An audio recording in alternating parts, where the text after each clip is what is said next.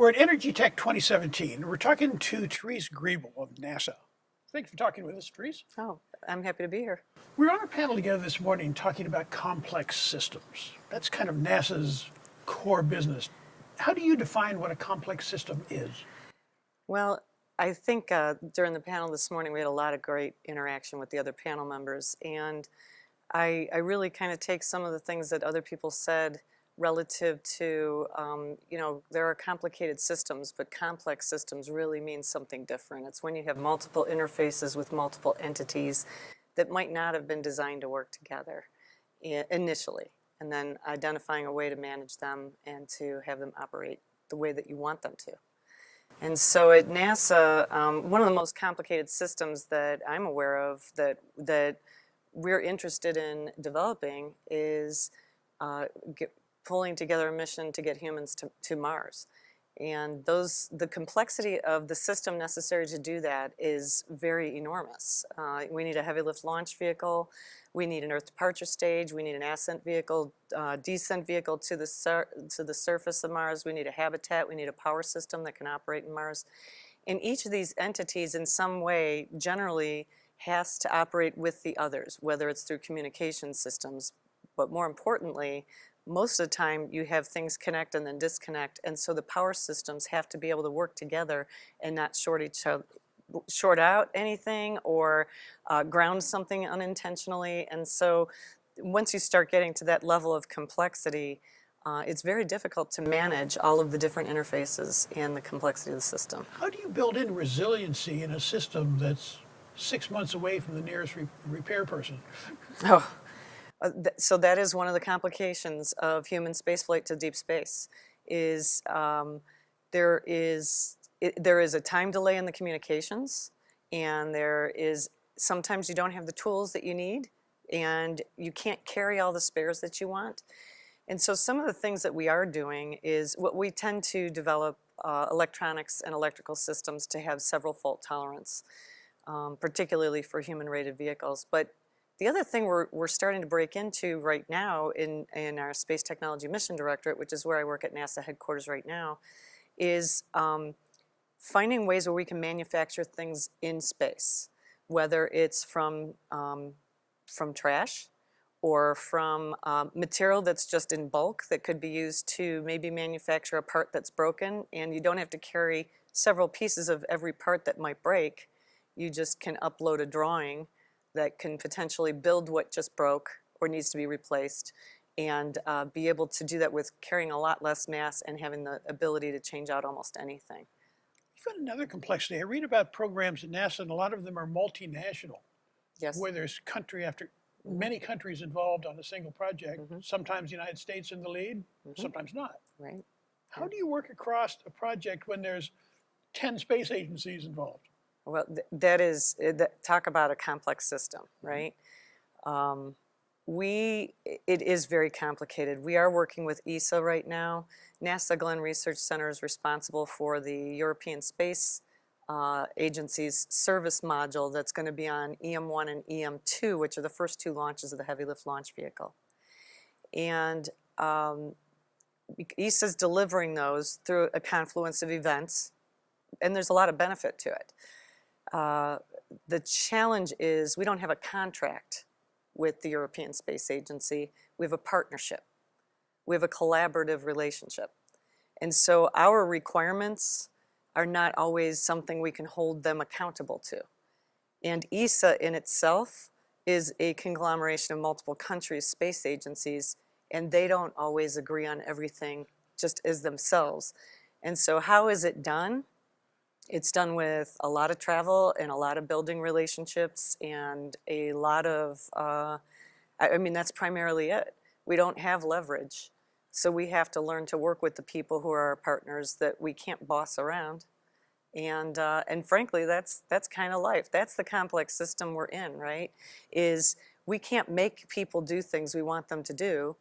And so complex systems a lot of times are the social elements that help us, that are required for us all to work together in order to meet a common objective. But the outcome from that kind of a complex system with all the trials and tribulations is enough better that it's worth the extra effort, as opposed to each country doing it on their own? It is. So it absolutely is. The benefits far outweigh the downside. And so each nation cannot afford to build their own space system to go to Mars. There is discussion. I'm not sure how far along it is. I'm not involved in it. But there's discussion that maybe the United States is responsible for the heavy lift launch vehicle, for example, and China will do something, or Japan or Australia, and we all take different elements.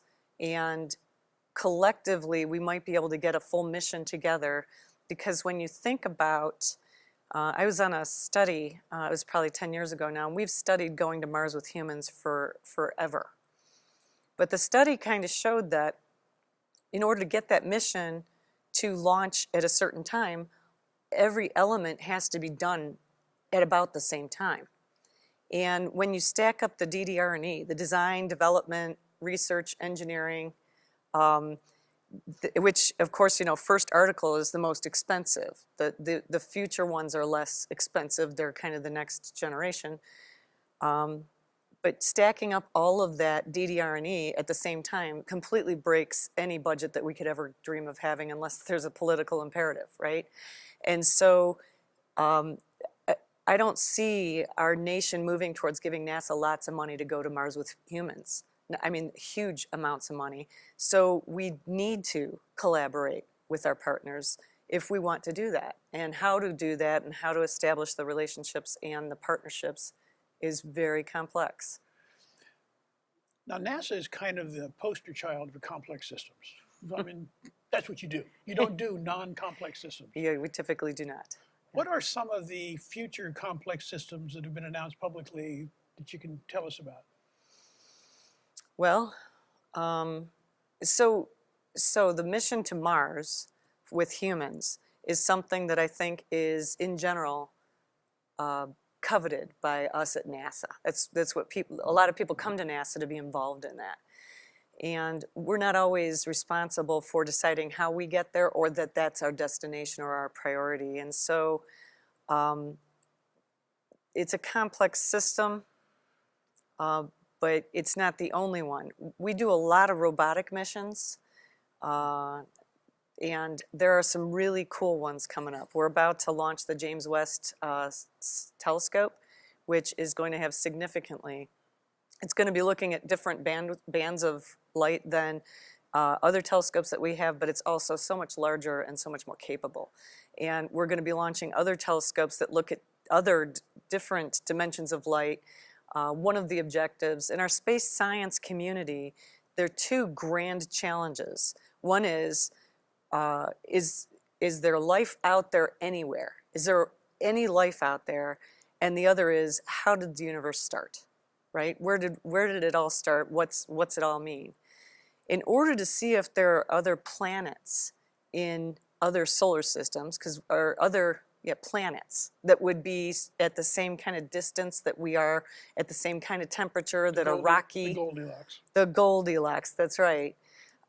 Usually the sun that they're around occludes the ability for us to see the planets, because it's so bright. It's so comparatively bright. And so we're actually working on technologies within my mission directorate in advance of missions needing them, because once you do the mission, it's usually several $1 billion. And so trying to develop technology and get it to fly quickly is generally not a good approach. So we do technology off the critical path.